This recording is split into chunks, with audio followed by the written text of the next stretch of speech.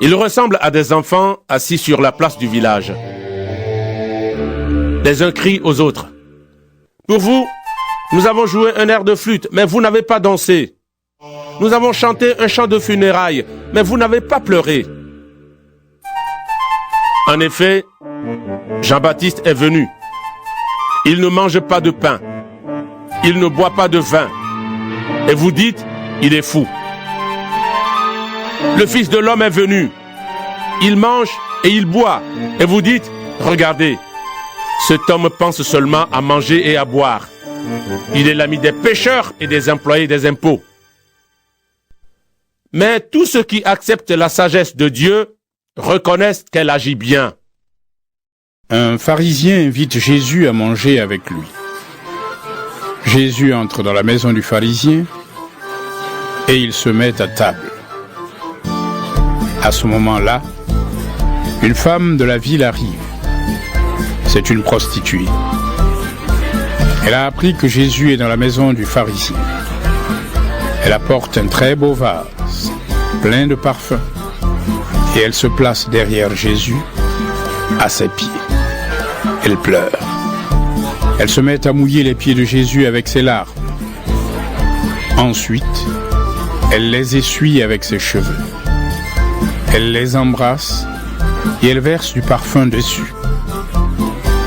Le pharisien qui a invité Jésus voit cela. Il se dit: cet homme n'est sûrement pas un prophète. En effet, la femme qui le touche est une prostituée et il ne le sait pas. Alors Jésus dit au pharisien: Simon, j'ai quelque chose à te dire. Le pharisien répond: parle, maître. Jésus dit: quelqu'un a prêté de l'argent à 2 hommes. L'un des 2 lui doit 500 pièces d'argent et l'autre 50. Mais ils ne peuvent pas rembourser. Alors celui qui a prêté l'argent supprime leur dette à tous les 2. Quel est celui qui l'aimera le plus? Simon répond: à mon avis, c'est celui à qui il a supprimé la plus grosse dette. Jésus lui dit: tu as raison. Puis il se tourne vers la femme et il dit à Simon: tu vois cette femme? Je suis entré dans ta maison et tu ne m'as pas versé d'eau sur les pieds. Mais elle m'a mouillé les pieds avec ses larmes et elle les a essuyés avec ses cheveux. Tu ne m'as pas embrassé. Mais elle, depuis qu'elle est entrée, elle m'embrasse sans cesse les pieds. Tu n'as pas versé de parfum sur ma tête. Mais elle a versé du parfum sur mes pieds. C'est pourquoi je te dis une chose. Ses nombreux péchés sont pardonnés. Et c'est pour cela qu'elle a montré beaucoup d'amour. Mais celui à qui on pardonne peu, montre peu d'amour. Et Jésus dit à la femme: tes péchés sont pardonnés. Ceux qui mangent avec lui se mettent à penser: qui est cet homme? Il ose même pardonner les péchés. Mais Jésus dit à la femme: ta foi t'a sauvé. Va en paix. Luc, chapitre 8. Ensuite, Jésus va dans les villes et les villages. Il annonce partout la bonne nouvelle du royaume de Dieu. Les 12 sont avec lui. Il y a aussi quelques femmes. Avant, elles avaient des esprits mauvais et elles étaient malades. Et Jésus les a guéries. Les voici. Marie, appelée Marie de Magdala. 7 esprits mauvais sont sortis d'elle. Jeanne, la femme de Chouza. Un des fonctionnaires d'Hérode Antipas, Suzanne et plusieurs autres. Avec leur argent, elles aident Jésus et ses disciples. Une grande foule se rassemble. Des gens de toutes les villes viennent vers Jésus. Alors, Jésus prend une comparaison. Le semeur va au champ pour semer ses graines. Pendant qu'il sème, une partie des graines tombe au bord du chemin. On marche dessus et les oiseaux mangent tout. Une autre partie des graines tombe dans les pierres. Elles poussent, mais les plantes deviennent sèches parce qu'elles n'ont pas assez d'eau. Une autre partie des graines tombe au milieu des plantes épineuses. Les plantes poussent en même temps qu'elles et elles les étouffent. Une autre partie des graines tombe dans la bonne terre. Les plantes poussent et produisent des épis. Chacun donne 100 grains. Et Jésus dit d'une voix forte: Celui qui a des oreilles pour écouter, qu'il écoute. Les disciples de Jésus lui demandent. Qu'est-ce que cette histoire veut dire? Il leur répond: Dieu vous donne à vous de connaître les vérités cachées du royaume de Dieu. Mais les autres gens entendent seulement des comparaisons. Ainsi, ils regardent, mais ils ne voient pas. Ils entendent, mais ils ne comprennent pas. Jésus dit à ses disciples: Voici ce que l'histoire veut dire. Les graines, c'est la parole de Dieu. Le bord du chemin, ce sont les gens qui entendent la parole. Mais l'esprit du mal arrive. Il enlève la parole de leur cœur pour les empêcher de croire et ainsi d'être sauvés. Le sol plein de pierres, ce sont les gens qui entendent la parole et qui la reçoivent avec joie. Mais la parole n'a pas de racine en eux. Ils croient pendant un moment seulement. Ensuite, quand il y a une difficulté, ils abandonnent. D'autres graines sont tombées dans les plantes épineuses. Ce sont les gens qui entendent la parole. Mais les soucis, les richesses et les plaisirs de la vie étouffent ce qui grandit en eux. Et ils ne peuvent pas donner de fruits mûrs. D'autres graines sont tombées dans la bonne terre. Ce sont les gens qui entendent la parole avec un cœur bon et sincère. Ils la gardent et ils donnent des fruits en restant fidèles.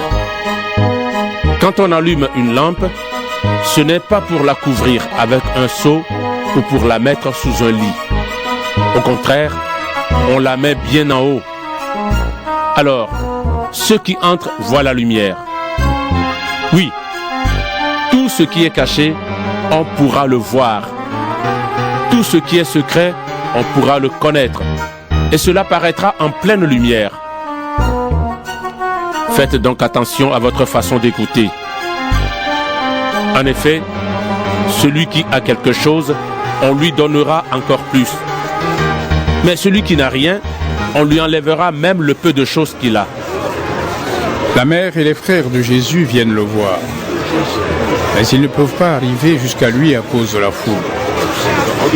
Alors on annonce à Jésus: Ta mère et tes frères sont là dehors. Ils veulent te voir. Mais Jésus dit à tout le monde: Ma mère et mes frères, ce sont les gens qui écoutent la parole de Dieu et qui lui obéissent. Un jour, Jésus monte dans une barque avec ses disciples. Il leur dit: Allons de l'autre côté du lac. Et ils partent. Pendant la traversée, Jésus s'endort. Soudain, un vent violent se met à souffler sur le lac. L'eau entre dans la barque. Et ils sont en danger. Les disciples s'approchent de Jésus et ils le réveillent en disant: Maître, Maître, nous allons mourir. Jésus se réveille. Il menace le vent et les grosses vagues. Alors la tempête s'arrête et tout devient calme. Jésus dit aux disciples: Où est votre foi? Ils ont très peur et ils sont étonnés. Ils se disent entre eux: Qui donc est cet homme? Il commande même au vent et à l'eau, et ils lui obéissent. Jésus et ses disciples arrivent au pays des Géraséniens, qui est en face de la Galilée. Quand Jésus descend de la barque, un homme de la ville vient à sa rencontre. Cet homme a des esprits mauvais en lui. Depuis longtemps, il ne met plus de vêtements et il n'habite plus dans une maison, mais il vit dans un cimetière. Souvent, l'esprit mauvais le saisit et on attache les mains et les pieds de l'homme avec des chaînes pour le garder. Mais l'homme casse les chaînes et l'esprit mauvais l'emmène dans des endroits déserts. Quand l'homme voit Jésus, il tombe à ses pieds en poussant des cris et il dit d'une voix forte: Jésus, fils du Dieu très haut, qu'est-ce que tu me veux? Je t'en prie, ne me fais pas de mal. En effet, Jésus commandait à l'esprit mauvais de sortir de lui. Jésus demande à l'homme: Quel est ton nom? Il répond: Je m'appelle Armée. Il dit cela parce que beaucoup d'esprits mauvais étaient entrés en lui. Les esprits supplient Jésus en disant: Ne nous envoie pas dans la prison des esprits mauvais. Il y a là un grand troupeau de cochons qui cherchent leur nourriture dans la montagne. Les esprits mauvais supplient Jésus en disant: Permets-nous d'entrer dans ces cochons. Jésus leur donne la permission. Alors les esprits mauvais sortent de l'homme et ils entrent dans les cochons. Tout le troupeau se précipite du haut de la pente dans le lac et il se noie. Quand les gardiens du troupeau voient ce qui s'est passé, ils partent en courant. Ils vont raconter la nouvelle dans la ville et dans les villages. Les gens viennent voir ce qui s'est passé. Ils arrivent près de Jésus et trouvent l'homme que les esprits mauvais ont quitté. Il est assis aux pieds de Jésus. Maintenant, il porte des vêtements et il est normal. Alors les gens ont peur. Ceux qui ont tout vu racontent aux autres comment l'homme aux esprits mauvais a été guéri. Dans le pays des Géraséniens, tout le monde dit à Jésus: Va-t'en loin de nous. En effet, ils ont très peur. Jésus monte dans la barque pour repartir. L'homme que les esprits mauvais ont quitté demande à Jésus: S'il te plaît, laisse-moi aller avec toi. Mais Jésus le renvoie en disant: Retourne chez toi. Raconte tout ce que Dieu a fait pour toi. L'homme s'en va et dans toute la ville, il annonce tout ce que Jésus a fait pour lui.